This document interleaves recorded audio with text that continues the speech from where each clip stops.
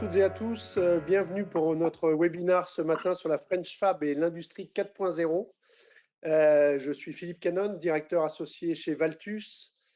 Face au défi de la relance de notre moteur industriel, de la relocalisation de la production et de l'accélération de la transformation digitale, il nous est apparu essentiel de mettre en valeur ces entreprises industrielles en mouvement que nous supportons quotidiennement avec nos missions, au travers de nos missions de transition. Et à ce titre, j'ai le plaisir d'accueillir deux dirigeants passionnés de la French Fab. Je salue tout d'abord Pascal Nadomny, président d'Adev Materials depuis Lyon. Alors, Adev Materials, c'est une ETI spécialisée dans la conception, la transformation et la commercialisation de matériaux techniques de haute performance. Il nous en dira un peu plus tout à l'heure, donc tout ce qui est adhésif, film collé, laminé et autres produits. Damien Marc, depuis Montereau sur le Jard, j'espère que je prononce bien, en Seine-et-Marne, dans le territoire de la Seine-et-Marne, j'ai l'occasion de visiter, donc président, comme le dit son profil, LinkedIn 4.0. Il nous expliquera dans quelques minutes pourquoi il se qualifie comme tel, président de JPB System, leader mondial de la conception, production et commercialisation de systèmes auto-freinants destinés au grand nom de l'aéronautique. Voilà, ils nous en diront plus sur leur entreprise, sur leur parcours dans quelques instants, mais je vous propose de rentrer tout de suite dans le vif du sujet autour effectivement de l'industrie. Si on veut bien me passer le slide, ce serait bien. Voilà. On pense, malgré quelques Cassandres et quelques commentateurs certes avisés, que l'industrie reste le socle de l'économie française. Pèse 12,3 comme vous le voyez du PIB, surtout maille l'ensemble des territoires. C'est à peu près 7 millions d'emplois directs et indirects, surtout représente 80% de la R&D privée. Donc on est sur un secteur extrêmement important, on le voit actuellement. Dans un passé récent, effectivement, l'Allemagne, on est plutôt aux alentours de 23% du PIB. On a accumulé quelques retards, mais là on peut dire qu'avec la crise Covid, et nos deux interlocuteurs en parleront mieux que moi, ça rebat considérablement les cartes. Autour de trois thèmes que nous allons aborder aujourd'hui. Tout d'abord, l'industrie du futur, qu'on appelle 4.0, l'innovation, la digitalisation, l'intelligence artificielle. C'est le premier thème que nous aborderons. Le deuxième thème, c'est ce qu'on appelle RSE au sens large, mais qu'on a un peu requalifié autour du capital humain et de la transition écologique. Et enfin, la troisième dimension extrêmement importante dans le positionnement des deux entreprises qui nous font le plaisir d'être présentes ce matin, c'est la croissance à l'international, qui est souvent une des difficultés du tissu industriel français. Et vous verrez leur parcours à l'international de façon d'ailleurs très différente, mais tout à fait complémentaire.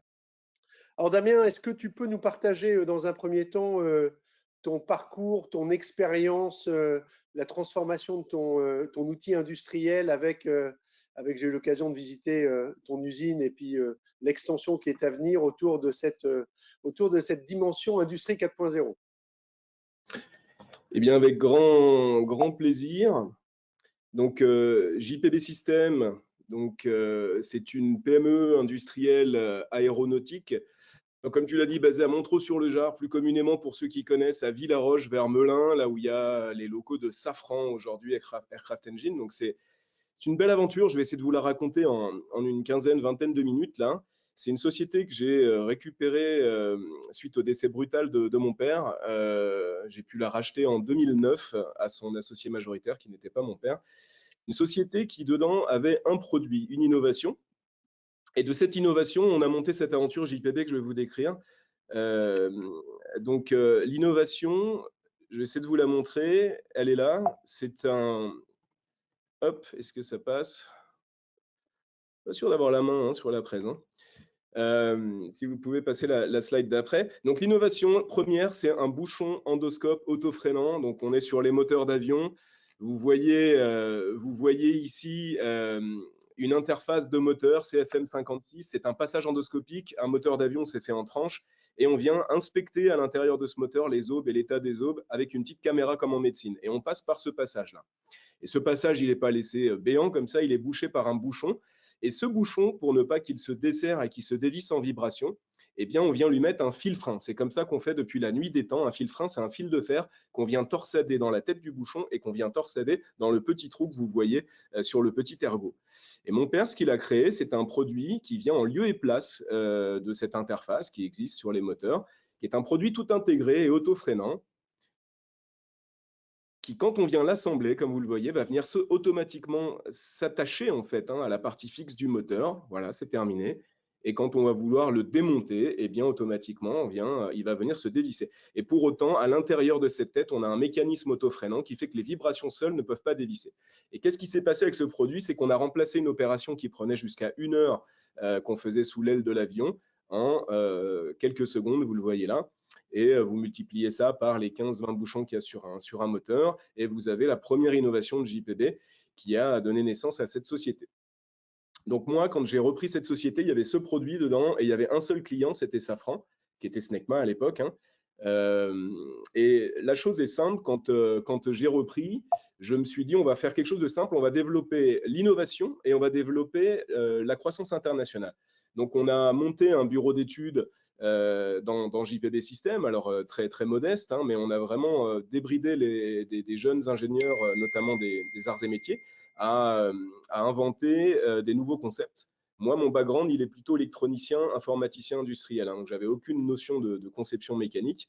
Donc je les ai laissés faire, je les ai animés, et on a sorti une quinzaine de brevets internationaux. Je ne vais pas vous les détailler là, mais ça couvre toujours des systèmes auto-freinants qui vont sécuriser des canalisations, des vis, des roues d'avion, des choses comme ça, avec toujours la capacité à les réutiliser sur la durée de vie du moteur, sachant qu'un moteur, ça chauffe très fort. On a des zones qui montent à 650 degrés Celsius, donc il y a quand même un peu de travail au niveau de la matière, de la lubrification, etc.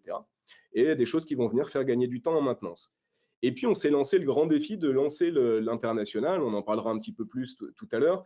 Mais aujourd'hui, JPB a la fierté d'être qualifié de l'ensemble des motoristes de la place mondiale, des plus grands noms, comme Rolls-Royce, General Electric, Pratt & Whitney, Safran, bien sûr, je l'ai dit, mais aussi tous les partenaires, Mitsubishi au Japon, MTU en Allemagne, ITP en Espagne, au Mexique, Volvo, etc. Donc, on a cette chance, en fait, d'avoir pu, dans ce secteur aérien, travailler avec tout le monde en direct.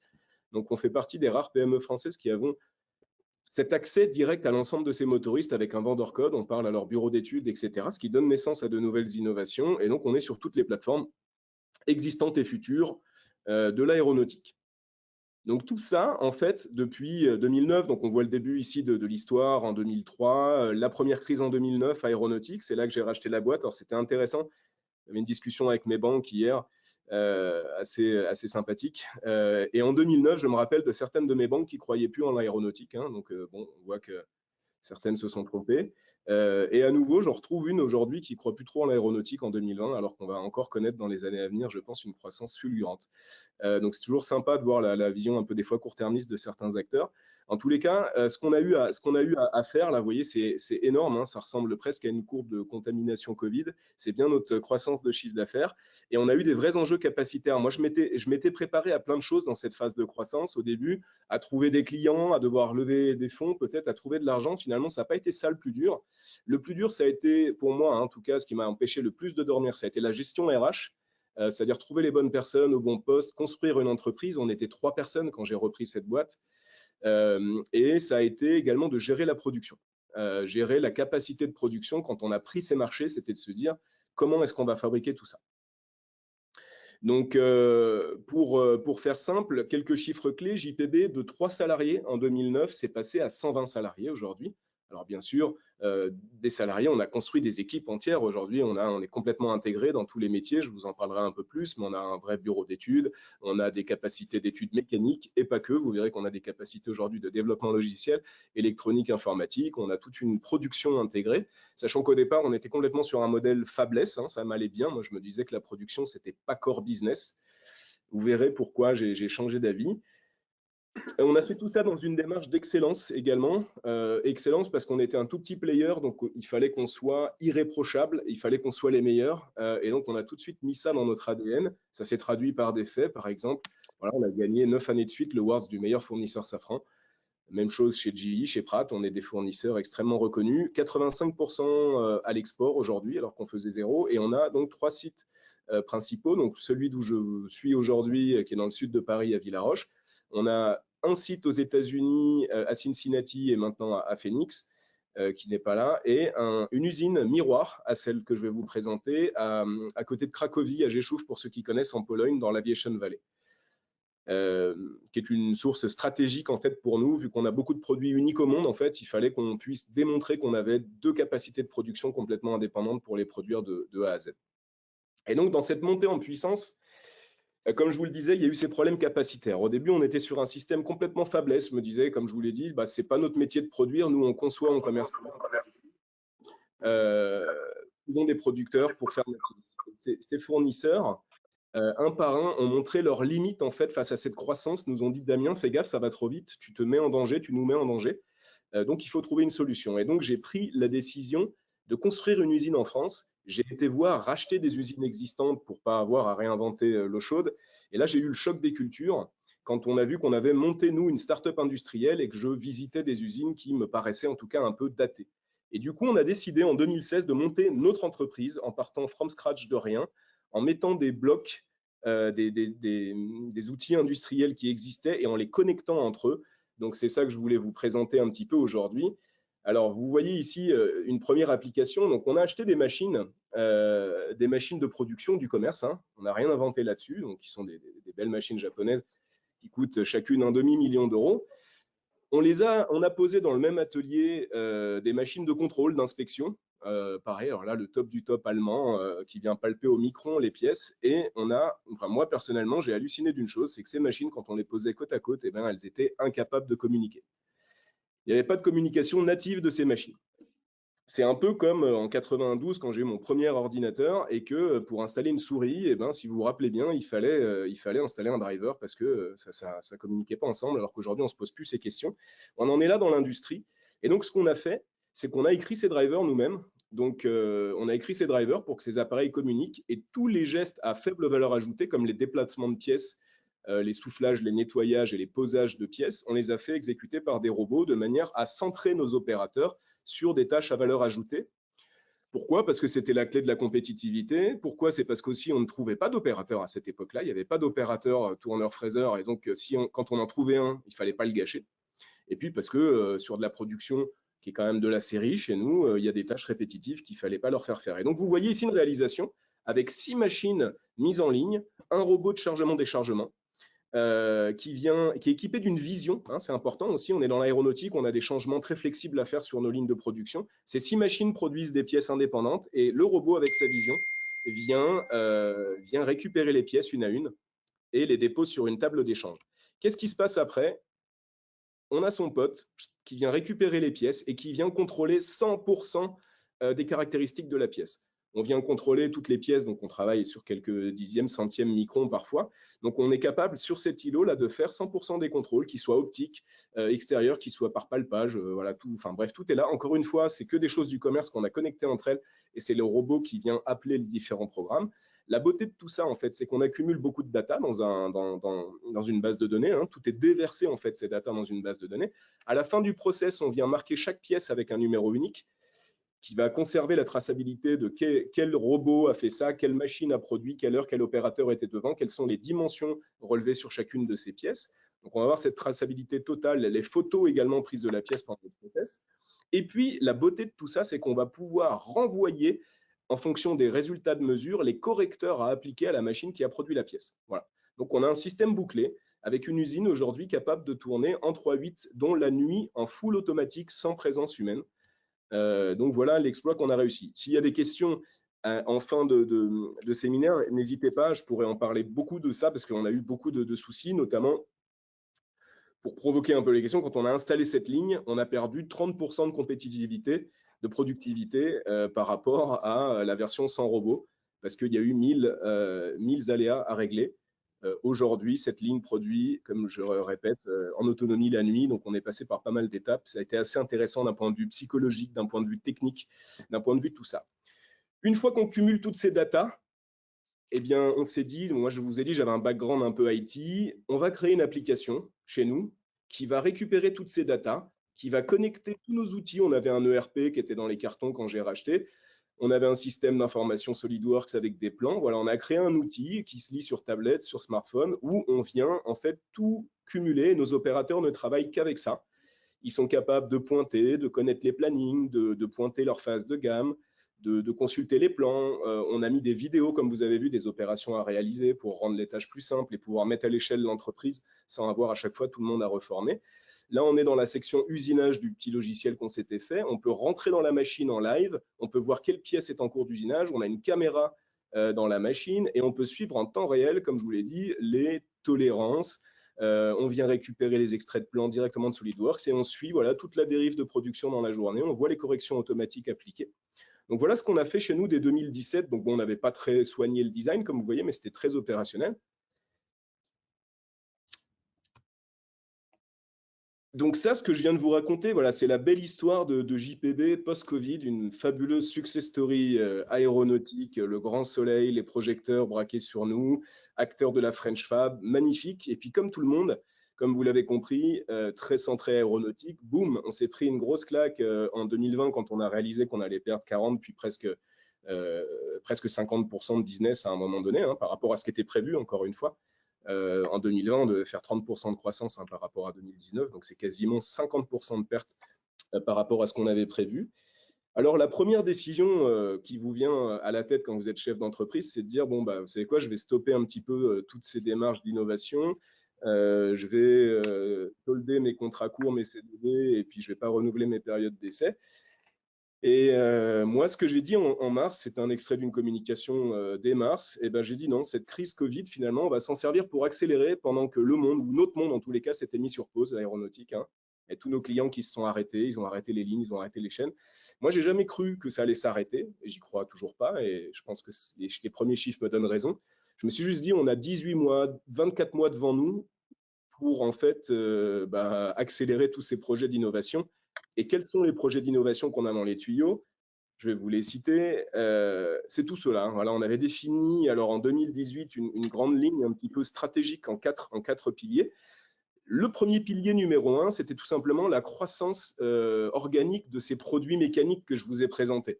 Je vous en ai présenté quelques-uns, il y en a plein d'autres dans les tuyaux. Tout ça, ça s'est fait un peu par capillarité, on en parlera en allant chez nos clients, en cherchant. On n'avait jamais vraiment monté une force commerciale puissante pour les commercialiser. Et ben, dès mars, en fait, on a mis vraiment des commerciaux dans tous les pays, on a multiplié, on a un pipe aujourd'hui d'opportunités qui n'a jamais été aussi rempli. Des contrats qu'on a pu renégocier, où on avait des market share à 60-70%, qu'on a renégocié à 100%. Donc, on s'est positionné pendant la période Covid pour sortir sur les starting blocks. Premier axe de notre business. Deuxième axe, c'était de faire du smart, c'était de dire nos produits mécaniques, eh ben, on va les rendre plus intelligents. Et donc là, j'ai embauché des ingénieurs électroniciens, des informaticiens, et on a dopé de capteurs l'ensemble de nos produits mécaniques. Et donc, vous avez par exemple ici un exemple de la Smart Washer, qui est une rondelle que vous intercalez dans un ensemble vissé, et en approchant votre téléphone portable ou un lecteur qu'on a créé également, va vous donner la tension dans l'assemblage que vous avez fait. On connecte ça avec des outils intelligents, on va pouvoir donc serrer à la tension et plus au couple. C'est l'outil qui va s'arrêter quand la tension définie par le bureau d'études sera atteinte dans l'assemblage. Et bien sûr, tout ça avec nos capacités de créer des apps. C'est relié à une application qui va permettre de savoir quand on interroge que c'est Jojo qui a serré cette vis à Villaroche à 12h40 la semaine dernière et qu'elle avait telle tension. Et donc, on va fournir des données de vieillissement des structures à nos clients. Donc ça monte sur un hélico déjà dès cette année et on discute en ce moment avec les secteurs du nucléaire, avec les secteurs des parcs d'attractions, des remontées mécaniques de ski qui sont extrêmement intéressés. Donc, belle diversification pour nous. On a un volet décarbonation. Je ne vais pas en parler de trop, mais on est spécialiste aujourd'hui du MBJ, impression 3D par jet d'encre en fait, sur poudre. On travaille sur d'autres technologies de smart locking nut en fait, qui vont permettre de serrer pile poil à la tension qu'il faut, d'avoir des structures plus légères et de gérer de l'amortissement dans les structures. Donc, demain, de pouvoir faire des lanceurs de fusées plus légers que ce qu'on fait là. Et puis, il y a ce volet industrie 4.0 sur lequel je vais faire un petit focus avec vous pendant les 3-4 minutes qui me restent. Donc ça, voilà, c'est l'impression 3D, on pourra en reparler, mais voilà le type de pièces hein, qu'on peut sortir. Et des pièces très complexes avec des formes dans les formes. Donc cette impression 3D, nous, on trouve que c'est génial pour deux choses. C'est la porte ouverte à la télétransportation de pièces demain. C'est la porte ouverte à donner des nouveaux brevets parce qu'on peut se débrider complètement dans des conceptions mécaniques incroyables. Et ces techno-MBJ permettent d'imprimer des grandes quantités de petites pièces très complexes comme celle-là, ce qui n'est pas le cas aujourd'hui des techno-lasers. Et donc la digitalisation, je finirai par un petit focus là-dessus. On a beaucoup de gens ont visité notre usine, ont trouvé génial ce qu'on faisait et m'ont dit Damien, quand est-ce que tu fais ce que tu as fait chez toi, chez nous? Comme je vous l'ai expliqué, ce qu'on a fait chez nous, c'était compliqué parce qu'on a tout câblé nos machines, on a décodé leur langage de communication, on a dû se raccorder et malgré qu'on n'ait que des machines neuves ici chez nous, les constructeurs n'ont rien trouvé de mieux que de leur mettre des langages de communication différents. Certaines ont des automates Fanuc, d'autres du Siemens et j'en passe. Et donc, c'est un vrai enfer quand on arrive dans une usine de se connecter aux machines parce qu'il faut toujours trouver le langage. Et je ne parle pas des machines qui ont 40 ans, qui rendent des bons services, qui restent dans le fond de l'atelier. Et donc, nous, on a décidé de lancer Keyprod. Et Keyprod se passe complètement des langages des automates parce que Keyprod, on a été chercher le langage universel de toutes les machines du monde. Et ce langage universel, c'est que toutes les machines dans un atelier, quand elles produisent, eh bien, elles racontent une histoire. Elles vibrent et elles produisent du son. C'est à ça d'ailleurs que les bons opérateurs reconnaissent si leur machine marche bien, marche pas bien. Et c'est souvent à ça d'ailleurs qu'un dirigeant de PME sait si son atelier fonctionne ou pas. S'il y a du bruit, il ne s'inquiète pas. S'il n'y en a pas, il s'inquiète. On a trouvé dans l'usine du futur, quand on a creusé un peu les solutions qu'il y avait, que tout était complexe. Les mecs, quand ils se mettent à parler de leurs solutions, on ne comprend même plus la question qu'on a posée, c'est complexe. On a voulu faire un truc simple. Et donc, ce qu'on a fait, c'est tout simple. On s'est lancé dans la conception d'un truc de fou. Donc, pareil, ingénieur, électronicien, informaticien, tout y est passé. Donc, on a tout le monde qui s'est mis en mode bootcamp, en fait, pendant toute cette période. Et on a créé un produit qu'on a voulu joli, qui est le produit qui est sur la gauche ici, un IoT, un objet connecté, avec un écran tactile. Donc, ça, c'est le kinétique, qui s'aimante simplement sur la machine, qui est doté d'une intelligence artificielle à l'intérieur, qui va écouter en fait la machine, ses vibrations, son son, et qui va traduire automatiquement via une interface en SaaS en fait le taux de productivité de la machine, est-ce qu'elle marche pas, à quelle vitesse elle marche, combien de pièces on a fait, quel est mon TRS, mon taux d'efficience, combien de pièces j'ai sorti. Donc on vient un peu chasamer, hein, pour ceux qui connaissent Shazam, on vient chasamer chaque machine. L'apprentissage est très rapide, on n'écoute que 2 pièces de la machine, on est capable de la suivre derrière. Et tout ça, ça donne Keyprod. Voilà, donc concept très disruptif qu'on va pouvoir commercialiser de manière virale parce qu'on n'a pas besoin d'être là pour l'installer dans les usines. Hein, c'est le pari qu'on se lance. Donc actuellement, on est en bêta testing de cette solution chez une 40 clients à peu près. On a 70 boîtiers déployés. On a de quoi en déployer le double encore en bêta testing et on lance la production avec un premier batch de 3000 boîtiers qui va sortir en octobre. Voilà, ça c'est un peu voilà, une idée comme ça des dashboards que vous avez. Vous pouvez checker les causes d'arrêt, c'est tactile, les opérateurs peuvent choisir pourquoi la machine s'arrête, vous avez des paretos qui se construisent. Alors on a misé là-dessus comme étant le premier étage de la fusée de Keyprod parce qu'on s'attaque directement au rendement des usines. Nous aussi, on croit beaucoup en la productivité française et pour être productif en France, faut que les machines tournent. Et pour qu'elles tournent, faut chasser toutes les causes d'arrêt. Et ça, c'est le premier étage de la fusée de Keyprod.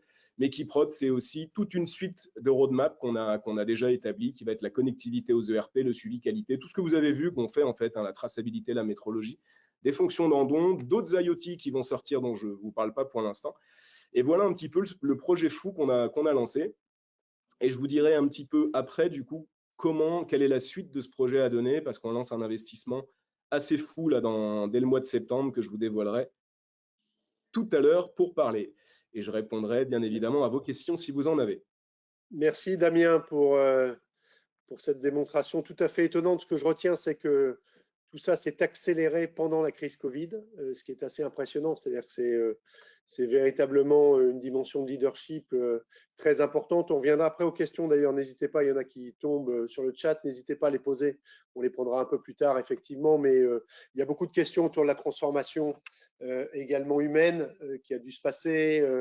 Quid des jobs qui changent maintenant à une vitesse très importante. Je retiens également que la valeur ajoutée industrielle se transforme et donc on n'est plus sur les discours ancestraux un peu simplistes du taux de travail horaire. Bien sûr que ça existe toujours, mais la robotisation permet de dépasser un peu cette dimension-là. Donc voilà, ce sera intéressant d'y revenir lors des prochaines interventions. Pascal, sur la digitalisation, l'innovation, tu étais plus sur sein d'une entreprise et d'un segment très différent, pour le moins, plutôt sur la digitalisation de la relation client, c'est bien ça? Oui, je pense que Damien vient de faire une démonstration éclatante que l'innovation et l'industrie 4.0 peut venir d'entreprises très disruptives comme la sienne et de PME qui ont vocation à devenir des ETI, c'est assez extraordinaire. Moi, je veux insister en complément que le tsunami digital, il était déjà très présent. C'est intéressant parce qu'en fait, tout ce l'on voit aujourd'hui, c'est des idées qu'on a eues bien avant le Covid. Mais le Covid a été un accélérateur absolument incroyable de cette relation digitale. Donc, du côté, on peut dire que du côté relation client, le monde a changé. On parlait déjà de UX, on parlait bien sûr d'applications smartphone, mais ce qui a vraiment changé, c'est que pendant cette période Covid dans laquelle nous sommes depuis 12 mois, le fonctionnement personnel a totalement impacté notre fonctionnement professionnel. C'est-à-dire que comme on est tous passés dans des logiques de click and collect, dans des logiques de tout faire à distance, eh bien, il y a eu une accélération de cette prise de conscience en entreprise que tout ce que l'individu faisait chez lui, faisait à titre personnel, allait se transposer dans le monde professionnel. C'est-à-dire que on savait déjà avec les changements de génération que le monde du travail s'était invité dans la vie personnelle. Enfin, la vie personnelle impactait beaucoup le monde du travail, et pendant Covid, on a vu aussi avec le télétravail que l'inverse était vrai, donc notre vie professionnelle arrivait à la maison. Donc ce comportement totalement différent à la fois dans les marchés, mais surtout de comportement de consommation, impacte énormément les attentes. Donc tout le monde veut maintenant être capable de voir une disponibilité immédiate, d'avoir un suivi comme on suit une voiture Uber qui arrive, de voir où on est sa livraison industrielle, de voir comment, à quelle heure éventuellement le livreur va passer. Et je crois que cette attente-là, elle impacte énormément la relation client que ce soit pas que pour du produit e-commerce, mais y compris dans la relation grand compte, instaure une relation multicanale qui est extrêmement importante. Et puis on a le même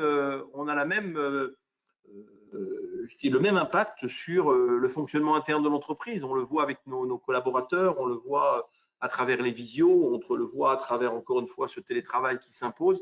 Le Covid aura été un accélérateur de changement absolument incroyable. C'est-à-dire que ce qu'on aurait pu prendre plusieurs années pour basculer se fait dans ces dimensions de manière extraordinairement accélérée. Et c'est une opportunité. Je pense que c'est… Alors, sur la partie industrielle, on voit bien que quand ça se cumule avec de l'innovation, la French Fab est imbattable. Damien vient de le démontrer.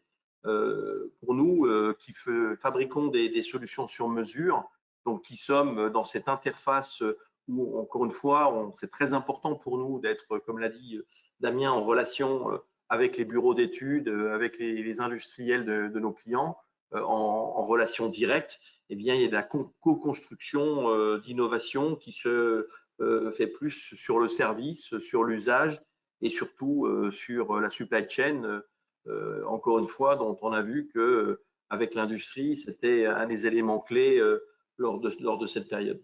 Donc voilà, extraordinaire accélération de ce côté-là aussi, pas qu'en amont, mais aussi en aval, pas que innovation et pas que industrie, mais aussi relation client, innovation d'usage et beaucoup de fonctionnement interne. On en reparlera tout à l'heure.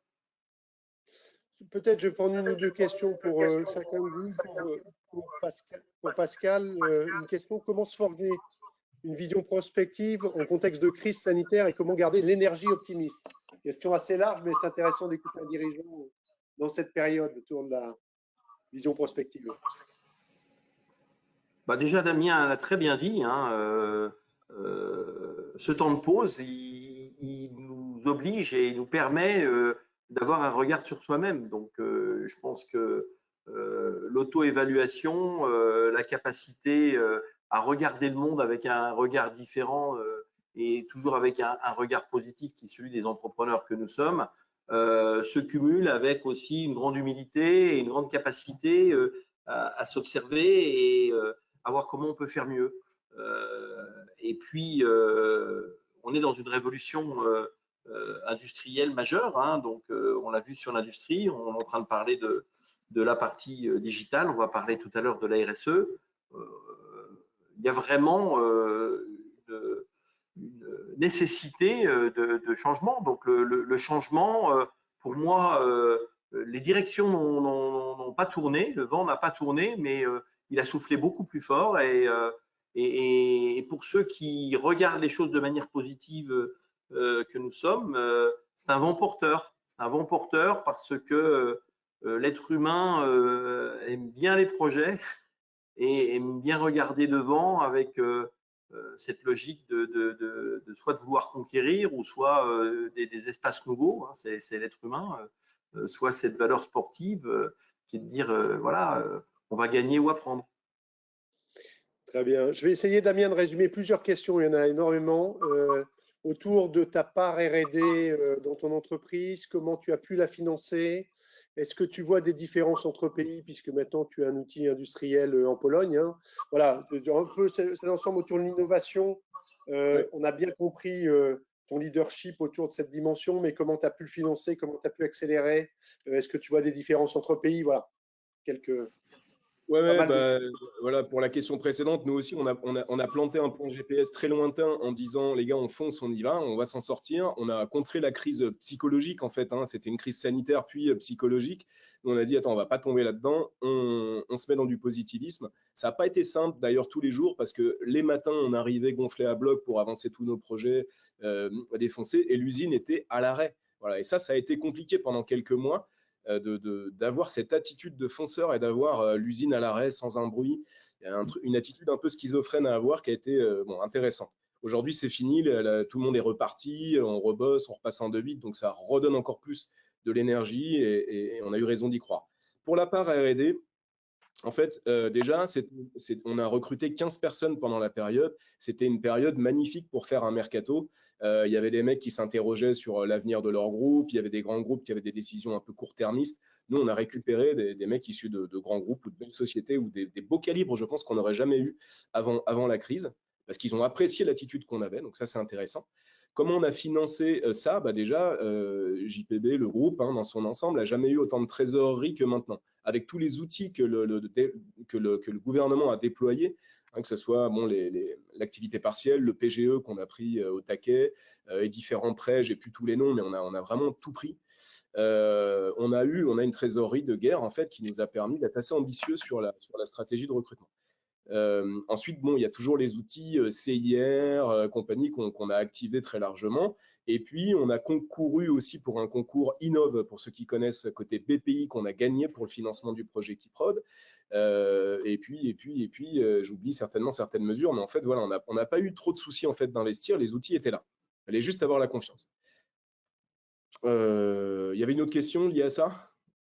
Oui, sur les différences entre les pays, on y reviendra par rapport à l'internationalisation, mais est-ce que tu vois une différence de maturité Industrie 4.0? C'est intéressant qu'on le traite Oui, par ce biais-là. Oui, oui, je pense qu'en France, en fait, faut pas rougir, on est assez en avance. Bon, on est un peu masqué par l'Allemagne qui communique très bien sur ce sujet, mais cela dit, l'Allemagne, hein, toutes les boîtes sont pas à la hauteur. Il y a beaucoup à faire. Moi, j'ai été très marqué d'un voyage au Japon en fin 2019, où je m'attendais en fait à voir quelque chose d'incroyable. J'ai été visiter Toyota et c'est incroyable de voir l'usine Toyota tourner, mais c'est vraiment l'arbre qui cache la forêt.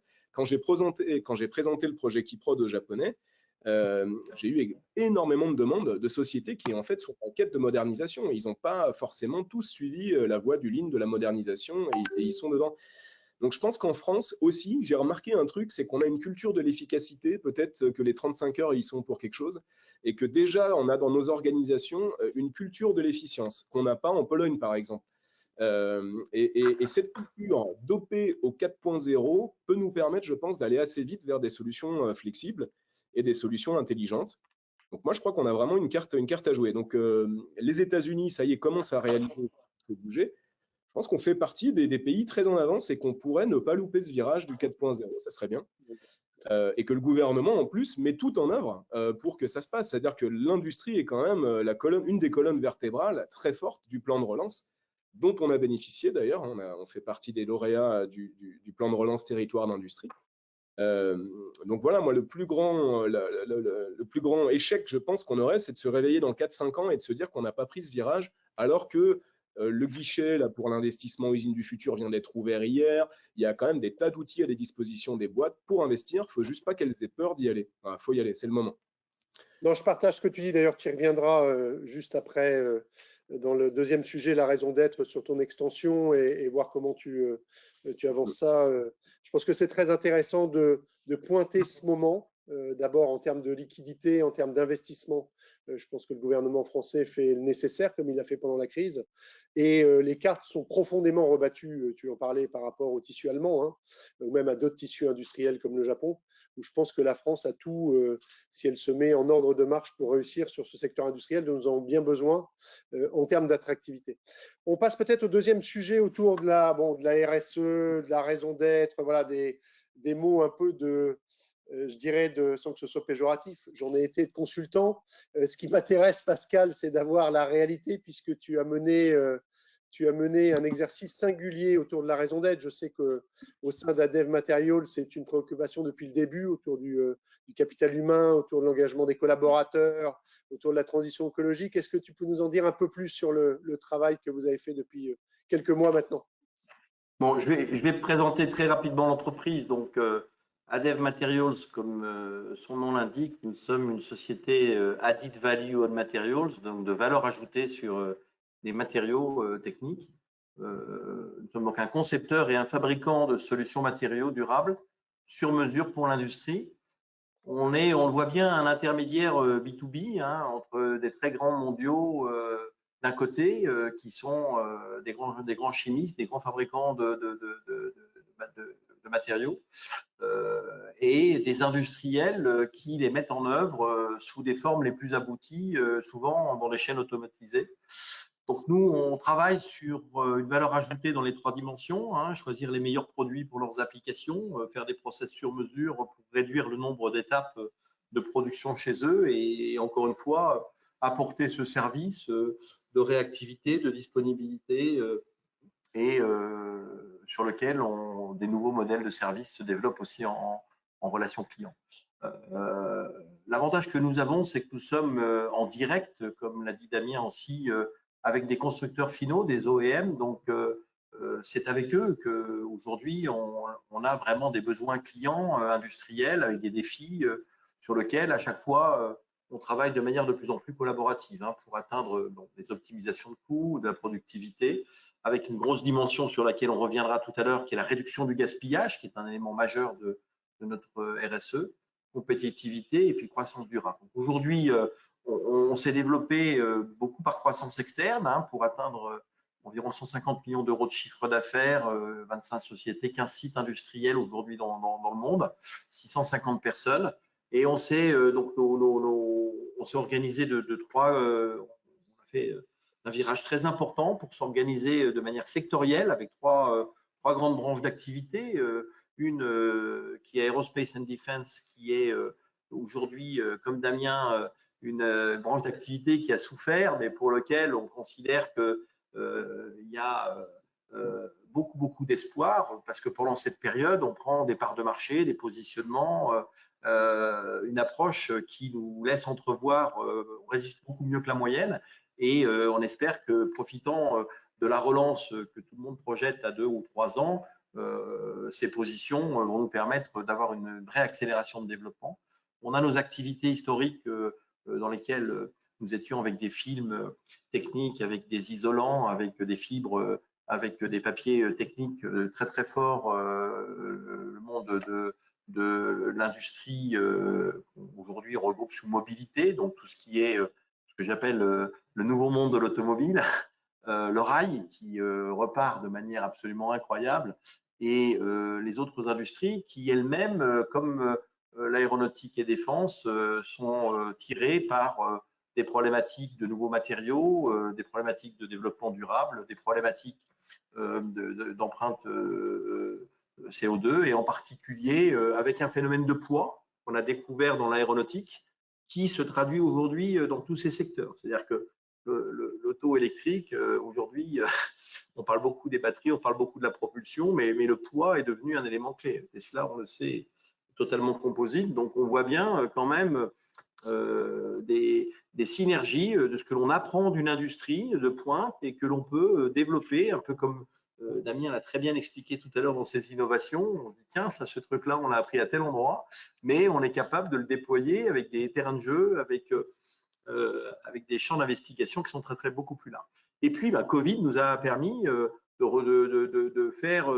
d'accélérer le lancement d'une grande branche d'activité healthcare et hygiène. Alors, encore une fois, on avait dans notre plan de 2018-2019 défini qu'une fois qu'on aurait vraiment posé une spécialisation de solutions dans le monde de l'aéronautique et de la défense, la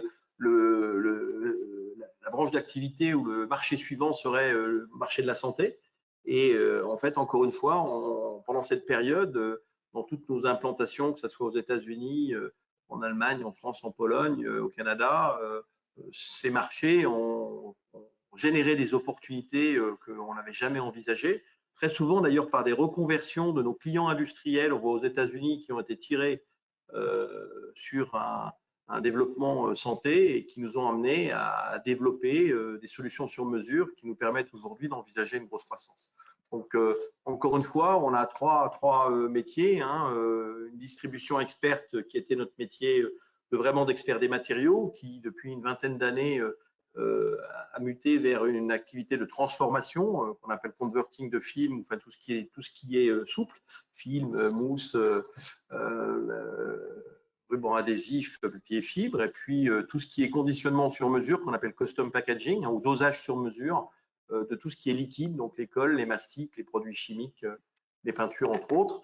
Et puis dans nos développements et de croissance externe, on a pu aussi intégrer des fabricants de produits propres avec des spécialités qui sont qualifiées, et on voit bien la dimension quand on est qualifié. Damien montrait sa liste tout à l'heure, assez impressionnante. Bon, on est qualifié chez Boeing, chez Airbus, avec plusieurs produits qui sont issus de ce fabricant de spécialité qui est Zipchem, et ça nous permet d'avoir une entrée directe encore chez ces très grands internes. Donc voilà un peu pour la présentation de l'entreprise. Ça nous a amené à vraiment développer une raison d'être qui était cohérente avec notre politique RSE, et on l'a fait avec nos parties prenantes. C'est quelque chose sur lequel je reviendrai juste après cette présentation. On peut peut-être lancer la présentation raison d'être.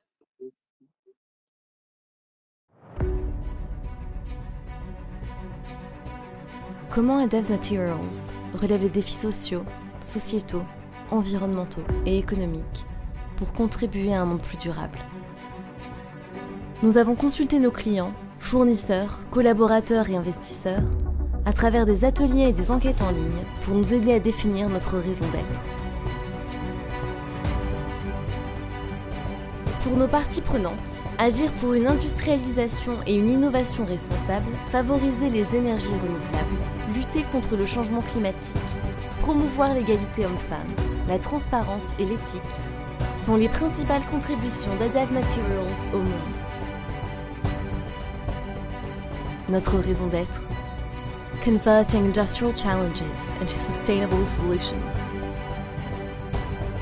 Nos clients font face à des défis technologiques et techniques qui doivent intégrer les enjeux sociaux et environnementaux d'aujourd'hui pour être innovants et performants demain. Dans ce monde complexe, en pleine mutation, nous agissons en tant que facilitateurs, en concevant et fabriquant des solutions matériaux personnalisées et durables, en transformant des films, adhésifs, colles et produits chimiques.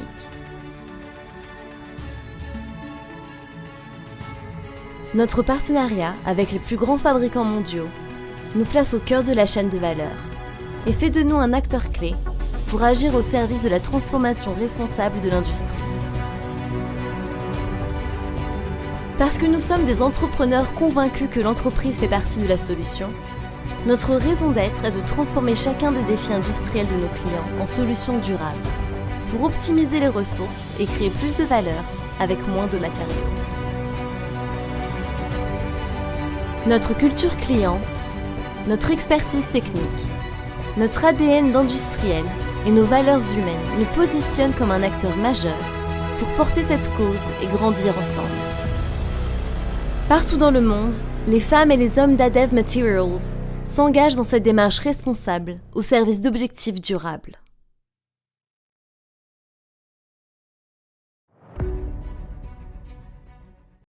Pascal, juste avant de te laisser effectivement développer cette partie importante pour l'ensemble de nos auditeurs, sachez que la vidéo est dans le chat si jamais vous avez des difficultés pour la voir en direct. Pascal, je te repasse la parole.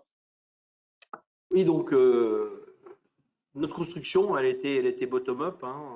On a vraiment, puisque c'est l'objectif d'une raison d'être, de la construire avec nos parties prenantes. Donc, je pense qu'on a été très agréablement surpris quand on a sollicité nos clients, nos fournisseurs, nos investisseurs, bien sûr l'interne sur le sujet, de voir quelle avait été la motivation sur le sujet. Alors déjà, vous avez vu qu'on a parlé beaucoup de management du changement et de transformation tout à l'heure. Il s'avère que ce mot transformation, c'est aussi un peu le cœur. On a transformateur de matériaux. J'aime pas trop le mot en français, c'est pour ça qu'on utilise plus la logique de converting. Mais on voit bien que de matières premières, on arrive à faire des solutions sur mesure qui rentrent directement dans la chaîne de production du client. Et dans cette dimension RSE, on a partout dans le monde vu que c'était quelque chose qui était très important depuis quelques années, qui a eu une accélération encore incroyable par Covid. Mais c'est assez intéressant, il y a 4 ans, quand Donald Trump avait été élu, j'étais aux États-Unis en train d'acquérir des sociétés et à ce moment-là, je regardais beaucoup parce que des fois, on passe beaucoup de temps éveillé à des heures où on n'arrive pas à dormir. Donc, les émissions et les commentaires. Et on voyait toutes les grosses entreprises américaines, déjà il y a 4 ans, 4-5 ans, qui expliquaient que bien que Donald Trump avait décidé de sortir de la conférence climat de Paris, de l'accord de Paris, eux-mêmes allaient continuer et allaient accélérer sur le sujet. Toutes les collectivités, toutes les mairies, beaucoup d'États, on ne parle pas de la Californie, mais aussi de beaucoup d'autres, étaient très importants sur ce sujet. Donc, moi, ça m'avait marqué de voir que les États-Unis, que l'on voyait très très loin de cette problématique, en fait, si on enlevait l'aspect politique, l'étaient beaucoup dans le cœur. Nos clients, bien sûr, aujourd'hui, tous nos grands clients industriels sont sur ces problématiques. Tous ont des rapports annuels qui viennent, bien sûr, prennent en compte cette RSE, qui sont souvent d'ailleurs présentés sur ce thème-là.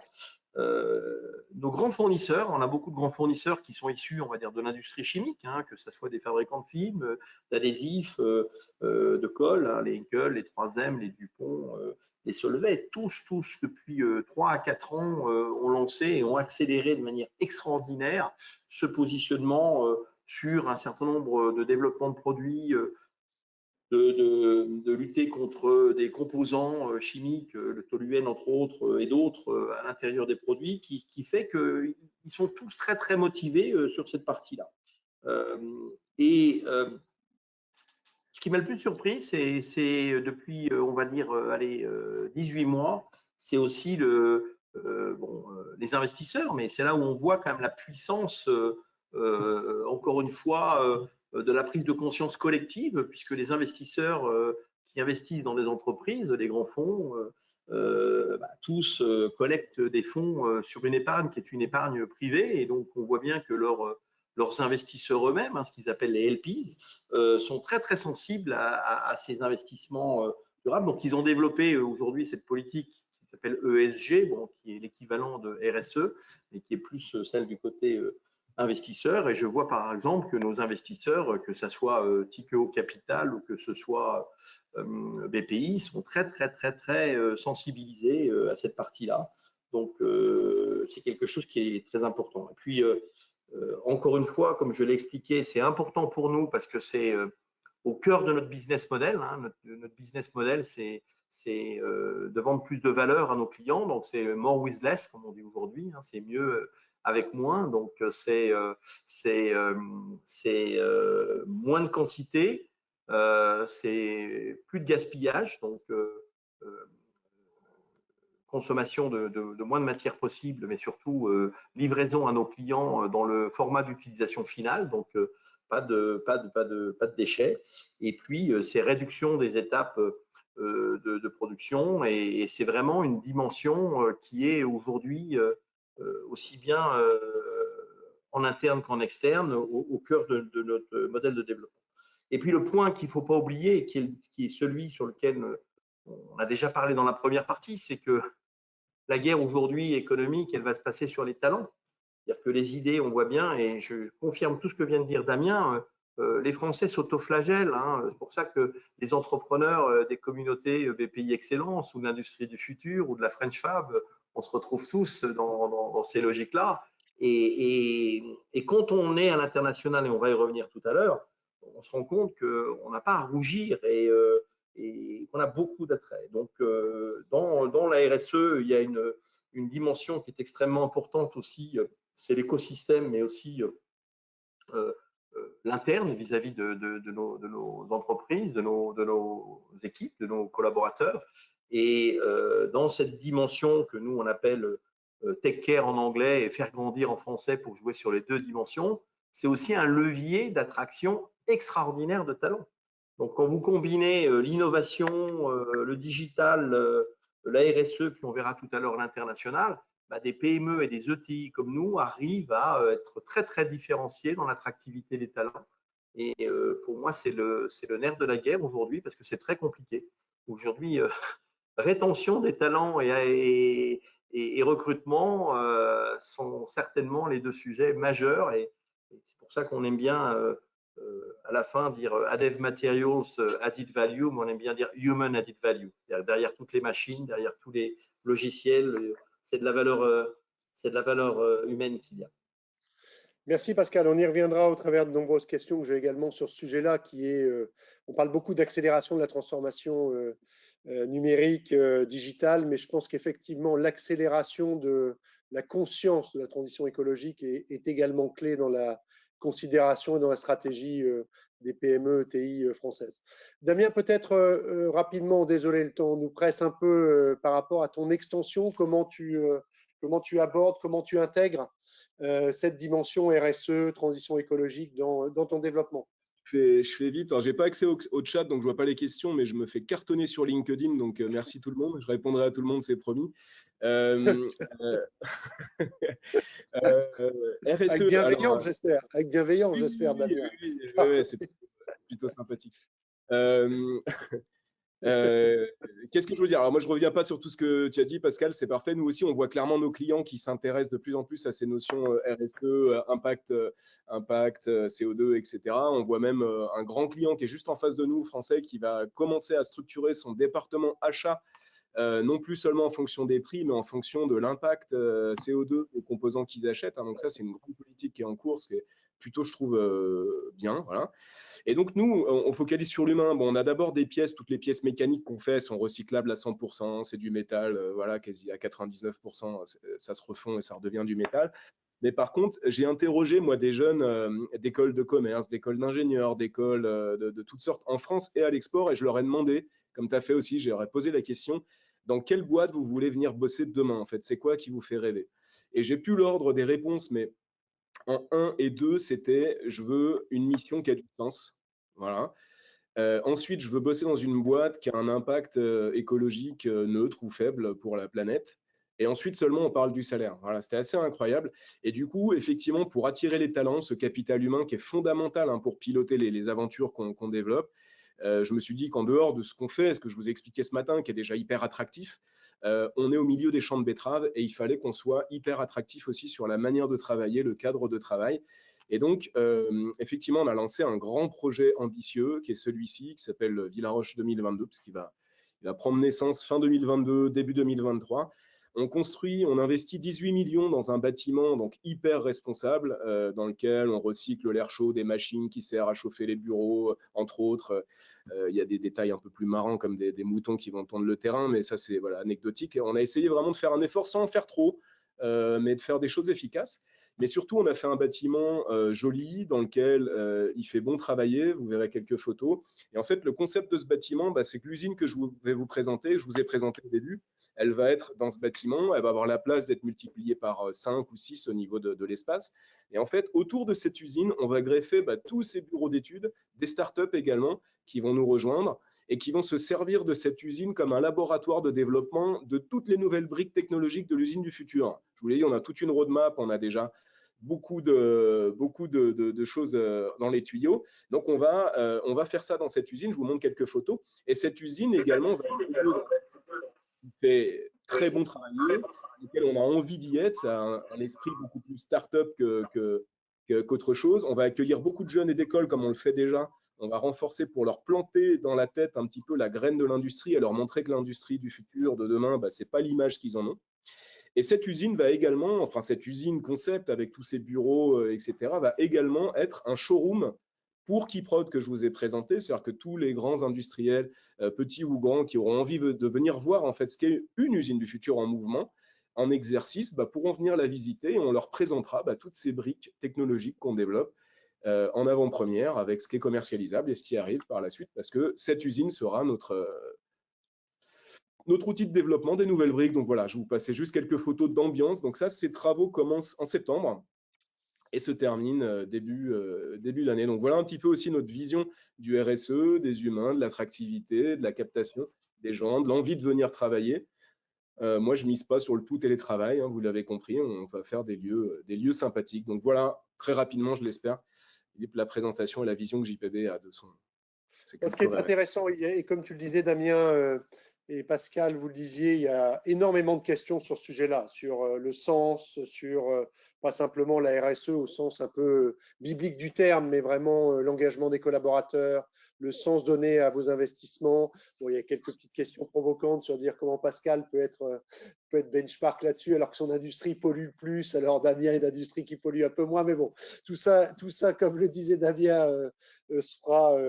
on se fait un peu challenger sur ces sujets-là par LinkedIn ou par le chat, mais on y reviendra. Mais je veux absolument passer à la troisième dimension parce que je pense que c'est pour moi, j'ai l'occasion de travailler pas mal à l'international, alors certes dans les services, pas dans l'industrie, mais c'est une dimension extrêmement importante de votre succès. Et je pense que c'est suffisamment rare pour être souligné, c'est l'internationalisation. On parle de deux modèles différents, donc d'internationalisation par des brevets, par des produits, des solutions absolument uniques. Et la deuxième dimension qu'a plutôt évoqué Pascal pour son entreprise, c'était la croissance externe, qui est aussi très compliquée quand on est une ETI d'à peu près 200 millions, et moins à l'époque. Donc, il faut quand même aller aux États-Unis, rechercher des entreprises, les acheter, les intégrer. Donc, c'est cette dimension-là. Damien, je vais peut-être commencer par toi, en essayant, si on prend des questions, de comprimer un peu le temps. Désolé, c'est l'avantage et l'inconvénient d'avoir deux personnes passionnées. Mais comment s'est construit cette internationalisation? C'est ce qui intéresse les gens. Peut-être les facteurs clés de succès, sont donnés des recettes, pas un mode de consulting, mais voilà. Ouais, nous, c'est vrai que par rapport à Pascal, on est très en construction en interne, organique finalement, hein. On rentre chez un client à l'export. Déjà, ça prend du temps, hein. Nous, on est sur des go-to-market, hein, sur nos métiers de base de 4 à 6 ans, hein. Donc, généralement, si on rentre chez le client, on prend connaissance de ses problématiques, on conçoit en interne les solutions pour y répondre, on pose des brevets. À ce moment-là, on ne lui fait pas payer un seul centime, on prend le risque sur nos conceptions. La contrepartie de ça, c'est qu'on est propriétaire de notre propriété intellectuelle et qu'une fois que ça lui plaît, que le pari qu'on a pris fonctionne, eh bien, il se passe ces 4 à 6 ans pendant lesquels on échange, on monte ses pièces, on les qualifie, on les met et ensuite, souvent, on a des contrats long terme, en fait, hein, qui peuvent aller de 5, 10 ans, voire la vie d'un moteur, c'est-à-dire 40 ans. Hein. Nous, on a plusieurs contrats vie de moteur, hein, par exemple le LEAP, vie du moteur LEAP. Voilà. Et donc, une fois qu'on en est là, très souvent, ce client américain qui est le concepteur du moteur, le moteur, c'est un grand puzzle qui est fabriqué dans le monde entier. Et puis, boum, boum, boum, du coup, les commandes arrivent finalement assez facilement de plein de pays. Le Mexique, j'ai jamais mis les pieds avant d'y rencontrer Pascal, d'ailleurs, là-bas au Mexique, que j'avais déjà des commandes au Mexique. Donc, c'est un modèle très différent de celui de Pascal. Et par contre, une fois qu'on a une base au Mexique et un client, eh bien, on y va et puis on redéveloppe autour de ça des nouveaux produits avec ce client mexicain et ses partenaires autour. La force qu'on a, c'est qu'on a développé ce modèle d'excellence que les clients nous voient comme vraiment des solutions providers. Quand ils ont un problème, ils nous appellent et disent voilà, les petits génies du 7.7, là, est-ce que vous avez une idée pour résoudre ce problème? La rondelle connectée, on l'a résolu comme ça. Hein, on n'avait pas ça dans les tuyaux. Il nous a dit moi, je veux connaître la tension dans un assemblage. On a dit OK, on va le faire. Et ce qui est top aussi, c'est qu'on arrive avec Keyprod aujourd'hui sur le marché national, mais quand on va le déployer à l'export, là, ça va être une autre démarche. Mais on va s'appuyer en fait sur ces grands donneurs d'ordre comme des comment on appelle ça, des prescripteurs, tout simplement, de notre solution dans l'ensemble de leur supply chain. Voilà. Donc, ça va nous donner des points d'appui très forts à l'export sur tous les pays dans lesquels on exporte. Donc voilà, une démarche très organique, je pense, en contraste à celle de Pascal qui va nous expliquer aujourd'hui. Pascal, on y reviendra, Damien, par rapport, il y a des questions là-dessus sur, alors ils sont très impressionnés par ton autofinancement. Donc j'ai beaucoup de questions là-dessus en disant, vu tous les projets, comment fait-il? Bon, tu l'as expliqué tout à l'heure, tu as utilisé les moyens à ta disposition. Il y a pas mal de questions sur la croissance externe qu'effectivement réalise Pascal, c'est dans son ADN depuis quelques années maintenant, puisque ça ne date pas de l'année dernière ni de la crise Covid. Pascal, si tu peux nous… Très clairement, c'est là l'intérêt, c'est qu'on a deux modèles qui sont totalement complémentaires, qui sont opposés. Donc, quand on a la chance, comme Damien, d'avoir un produit unique, d'avoir une technologie qui a une promesse, encore une fois, différenciée et d'avoir des brevets qui les protègent, une fois qu'on a ce que j'appelle fait monter la mayonnaise ou le cercle vertueux, c'est par le client, c'est le bouche à oreille, c'est la prescription. C'est un modèle d'export qui, à mon avis, doit inspirer beaucoup d'entreprises et de PME françaises parce que la taille, il faut avoir confiance en soi. Donc, aujourd'hui, il y a ce modèle-là. Nous, on a un modèle qui est un peu différent. Comme je l'ai expliqué tout à l'heure, c'est intéressant. On est un intermédiaire B2B entre des gros et des gros, entre deux plaques tectoniques. Hein, et on se différencie parce que justement, on est petit, on est agile, on comprend le client et on trouve des solutions sur mesure. Et donc, cette dimension-là, elle passe par de l'implantation. Et donc, nous, l'idée, ce n'est pas de l'export, c'est de l'implantation. Et dans l'implantation, il a été constaté que ça va 10 fois plus vite quand on est en mesure d'acquérir, parce que au lieu de commencer par un jeune VIE ou un jeune exportateur, et puis éventuellement quelqu'un qui nous aide à développer, ça dure 3 à 4 ans, ça coûte à peu près 1 million d'euros de se développer quand on n'est pas présent sur un pays.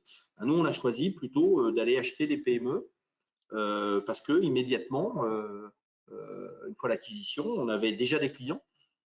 On comprenait donc mieux, encore une fois, les besoins locaux, parce que comme nous sommes une solution sur mesure, on avait des équipes, parce que pour apporter de l'expertise, il faut avoir des équipes qui parlent la langue, qui comprennent la culture. La culture, elle est aussi marché, elle est aussi application, elle est aussi technologique. Hein.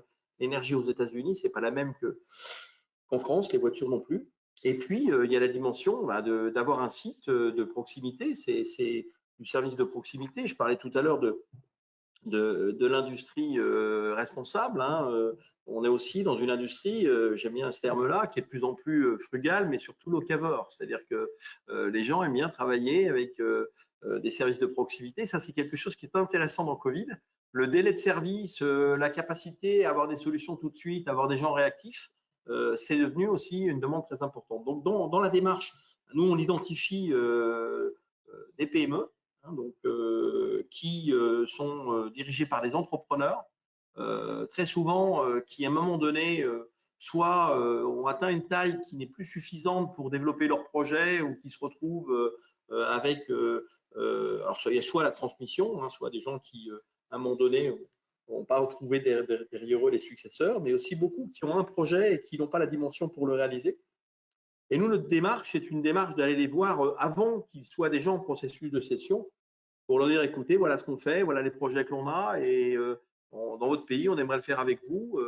Et là, on est vraiment dans des démarches d'entrepreneur à entrepreneur, convaincre des dirigeants qu'on sera la meilleure nounou pour leur bébé ou les parents adoptifs qui lui permettront de grandir et qui seront fiers de regarder derrière en disant voilà ce que j'ai construit, ça c'est pas totalement dilué dans un grand groupe. Et c'est évident qu'au début de ce développement, on a un avantage considérable, c'est que comme on a besoin, un dirigeant qui cède, quand il a réussi une première étape de développement, il veut pas, il n'est pas pour la terre brûlée derrière lui. Donc, il est très, très soucieux de ce que vont devenir ses équipes, de ce que va devenir son site, de sa présence, on va dire, sur l'écosystème local. Donc, c'est vrai qu'au début, on pensait qu'être petit, étranger et français, ça serait un handicap, et on s'aperçoit que finalement, on est entrepreneur, voulant s'implanter localement et avec des valeurs humaines assez proches de ces dirigeants entrepreneurs. Donc, c'est les dimensions sur lesquelles on essaye de convaincre. Après, encore une fois, la démarche est toujours d'aller, donc on qualifie, on identifie, on rencontre, et puis ce sont des projets d'hommes, donc d'hommes et de femmes. Donc, à un moment donné, on a envie de faire ensemble, et quand les gens ont envie de faire quelque chose ensemble dans tous les projets, on trouve les modalités pour. Donc voilà notre démarche. C'est un cercle vertueux, c'est-à-dire que ceux avec qui on l'a réalisé, intéressant de voir que les clients de Damien sont ses meilleurs ambassadeurs pour l'adoption de la technologie. Moi, les dirigeants des sociétés qu'on a acquises sont nos meilleurs ambassadeurs pour dire finalement, entre ce qu'ils disent et ce qu'ils font, ça se passe plutôt bien. Donc, vous devriez effectivement vous adosser à Dev Materials. Après, on a un deuxième aujourd'hui défi, c'est que la première fois, c'est facile. Quand on commence à avoir 2, 3 entités sur des pays, il faut les spécialiser. Donc, c'est aussi notre démarche sectorielle. Mais là, encore une fois, la volonté de se différencier dans des secteurs comme l'aéronautique et la défense, avec des qualifications qui sont spécifiques, des clients, des fournisseurs qui sont à la fois des partenaires privilégiés, nous permet de développer des centres d'excellence et des positions sur un pays avec plusieurs spécialités. Et là, on rentre dans une deuxième étape, c'est qu'on commence à dégager des synergies sur tous les services de support qui sont indispensables pour développer ces PME et garder cette dimension taille humaine tout en bénéficiant de la dimension internationale. Je ne sais pas si on peut développer un peu plus, mais je pense qu'il faut plus laisser la place aux questions. Oui, j'ai quelques questions. On va essayer de les prendre rapidement avant de vous laisser le mot de la fin. Et ce qui est intéressant, vous vivez cette crise et on en sort petit à petit. J'ai une question, Pascal, on va essayer de faire des réponses assez rapides. Le rôle de Tikeo dans ta stratégie RSE, raison d'être, moteur, frein, neutre? Très moteur. Ça a été la belle découverte. Je pense que Tikeo Capital se positionne comme un des leaders de cette volonté d'une industrie plus responsable, et a lui-même des objectifs ESG qui sont aussi des engagements vis-à-vis de ses investisseurs et son impact des participations. Donc, on a reçu un support très enthousiaste de la part de Tikeo Capital. Très bon partenaire. Deuxième question justement sur cette internationalisation, Pascal. Est-ce que tu as une équipe dédiée? Est-ce que tu t'appuies sur des compétences clés pour cette identification, mener à bien l'ensemble des processus, ou c'est quelque chose de relativement classique par des sociétés M&A ou ce type de choses? Alors, c'est une question sur la logique make or buy où on est sans arrêt en train de… On essaye dans chaque pays d'avoir plutôt un partenaire d'identification approche. On en a un aux États-Unis, donc on a eu plusieurs, mais on travaille pas mal avec Pramex sur New York. Et on a grandi en interne progressivement avec des équipes. On utilise aussi beaucoup de jeunes qui sont passionnés par ces dimensions, on va dire, stratégiques, identification, qualification, parce que c'est le sourcing qui est le plus important. Et puis ensuite, notre mode de fonctionnement dans l'approche, c'est nous-mêmes, puisque un dirigeant entrepreneur, si on lui envoie trop des gens de M&A, on va dire un peu trop financiers, ça leur fait peur. Donc, une fois qu'on a les identifiés, on vient les rencontrer en disant qu'est-ce qu'on peut faire ensemble, comment on peut réussir. Et là, c'est vraiment skin in the game, c'est le dirigeant. Donc là, c'est plutôt Julien, mon associé, et moi-même qui nous déplaçons et essayons de convaincre ces dirigeants. J'ai aussi nouveau dirigeant dans la dimension healthcare et hygiène qui est Daniel Kubica. Enfin, c'est notre équipe de management et moi-même qui très clairement essayons de convaincre. Donc en amont, la phase identification, qualification, approche, parfois un partenaire. dans l'approche conviction, discussion, et après, on rentre, comme on le fait habituellement, sur des partenaires externalisés, qui sont des partenaires de due diligence, que nous, on aime bien faire venir un peu avant, donc les juristes et les auditeurs, éventuellement des conseils techno, puisque aujourd'hui, l'enjeu, c'est, on a plutôt assez bien réussi dans la conviction de dirigeants pour nous rejoindre. Là où on peut progresser, c'est anticiper les éléments d'intégration, les synergies, pour aller plus vite, on va dire, sur le déploiement des synergies. Merci Pascal. Damien, j'essaie de résumer, il y en a énormément, mais à quand la croissance externe alors? Par rapport à ces succès, je dirais, de type organique, les gens se disent, mais pourquoi il n'y a pas une extension de son activité à la fois verticale et horizontale? Oui, on regarde, ça fait partie d'un des axes stratégiques que j'ai pas écrit, qu'on regarde. Alors c'est pas une démarche hyper active. J'ai dit à quelques banques d'affaires, à quelques personnes que j'étais ouvert à ça. Honnêtement, je me rends compte d'une chose, c'est quand on a la chance, comme moi, de diriger une boîte aussi péchue, dynamique, sur des sujets comme ça, à la pointe. Quand on vous passe un dossier, j'ai tendance à le trouver un peu fade à chaque fois. Alors c'est peut-être parce que j'ai pas une recherche très dynamique, mais je trouve que bon, ça manque un peu de peps, les dossiers que j'ai vu passer. Sur JPB, j'entends, hein, parce qu'en fait, voilà, quand on veut faire quelque chose, ben, on le fait nous-mêmes. On a eu cette culture d'intégrer des nouveaux métiers, de ne pas avoir peur de le faire. C'est ce qu'on a fait depuis 10 ans. Sur Keyprod, l'approche est différente. Effectivement, on se rend compte que là, sur Keyprod, il y a un vrai intérêt à se combiner. Alors, sans parler de croissance externe, déjà de monter des partenariats. On a beaucoup de partenariats en ce moment en cours de création, tout simplement de partager nos API avec des briques existantes. Hein, l'usine du futur, moi, je ne vois pas ça comme un méga soft en fait qui va tout piloter. Ça va être une constellation de logiciels de niche sur des. Un gérera le planning, l'autre gérera, comme nous, l'efficience des machines, d'autres peut-être feront la traçabilité. Et l'intérêt, c'est que tous ces softs aujourd'hui vont pouvoir nativement communiquer les uns avec les autres. Donc ça, on travaille déjà sur beaucoup de rapprochements de ce type. Peut-être qu'un jour, ces rapprochements qui aujourd'hui seront plutôt des cross-sell entre nos services deviendront de l'intégration. On verra, mais voilà, c'est un truc pour l'instant, on en parle, mais c'est pas fait. J'ai vu aussi beaucoup de questions sur comment on s'est financé, etc. Ouais, Une startup, moi j'ai commencé par un premier prêt de 100 000 euros après avoir acheté la boîte. Vous ne pouvez pas imaginer quand on est 3, 4, 5 personnes, tout ce qu'on peut faire avec 100 000 euros, c'est énorme.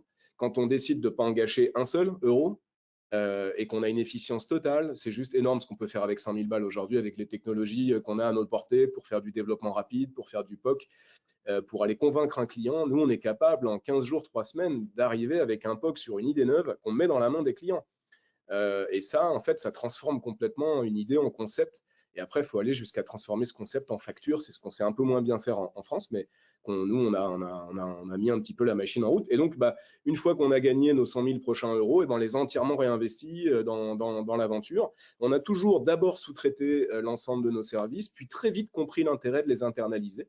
Parce que déjà on gagnait la marge du partenaire et on avait souvent des meilleures idées en fait pour refaire les choses différemment. C'est ce qu'on a fait dans l'usine du futur chez nous qu'on vous a présenté. Et du coup, tout ça en fait dégage des points de marge qu'on réinvestit systématiquement dans les procédés d'avenir. Et donc les petites rivières font les grands fleuves. Et puis on a réussi comme ça à avoir les choses. Après, vu que j'ai la chance d'être tout seul en fait dans JPB, j'ai pas d'actionnaire, j'ai pas de décisionnaire, je prends des décisions très long-termistes. J'ai pas besoin de convaincre pour investir. C'est moi qui prends la décision.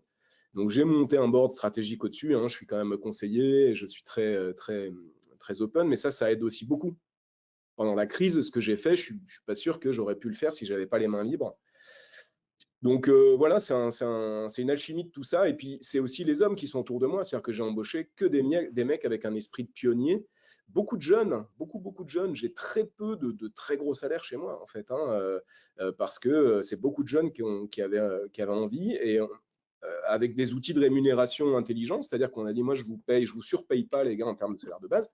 Par contre, on ouvre les vannes à fond sur tout ce qui va être intéressement, abondement, etc. C'est-à-dire que la boîte va bien. On ouvre les vannes et on distribue. On a un abonnement de 300% chez JPB qui est non borné à partir de 5 ans d'ancienneté. Par contre, l'intérêt, et je l'ai mis en œuvre, c'est qu'en cas de retournement de situation, on coupe les vannes. Là, il n'y a plus d'intéressement, il n'y a plus d'abondement chez nous, les gens le savent et ils jouent le jeu.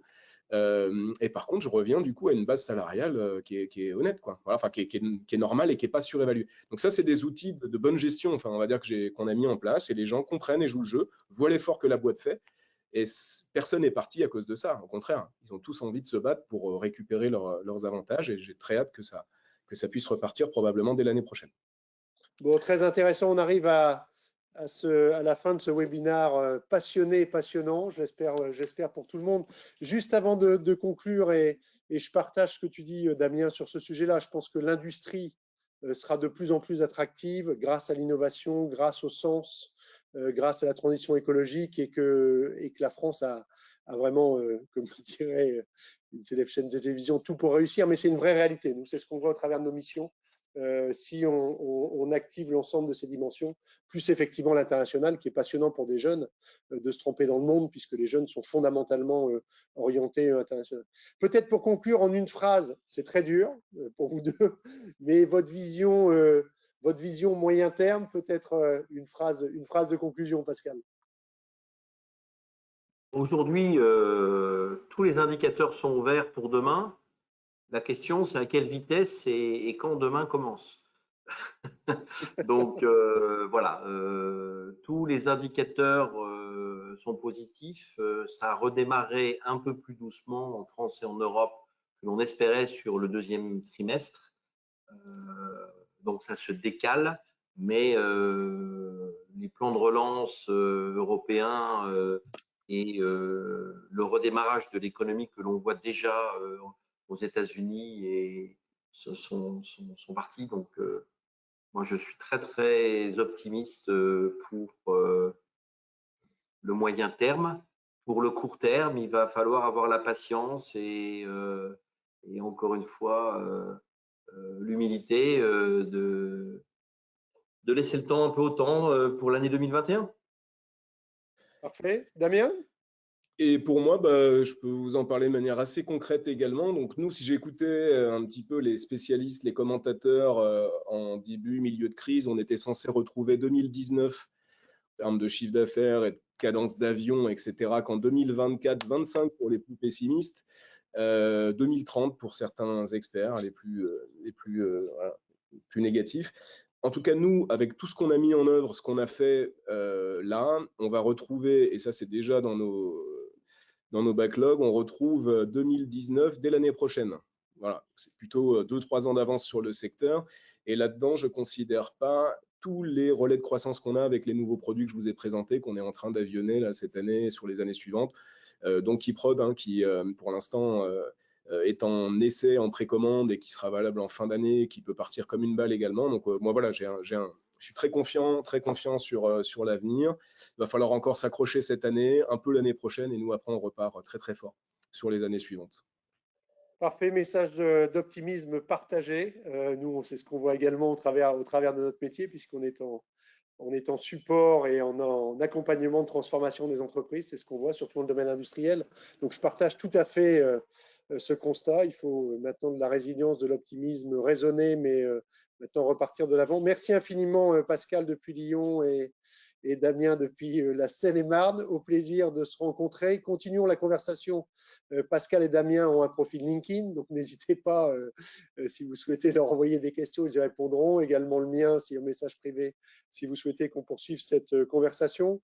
Je vous donne pour ma part rendez-vous le mardi 8 juin où j'aurai un autre webinaire, là uniquement centré sur la RSE comme attractivité des entreprises et de l'engagement des collaborateurs, avec la directrice de la RSE du groupe La Poste et le dirigeant de la startup Citizen Wave. Donc, messieurs, si vous êtes intéressés, au plaisir, où on parlera pendant à peu près 1 heure de ce sujet qui est extrêmement important. Merci à toutes et à tous, et merci encore à vous deux. À bientôt. Au revoir. Merci. Au revoir. Au revoir.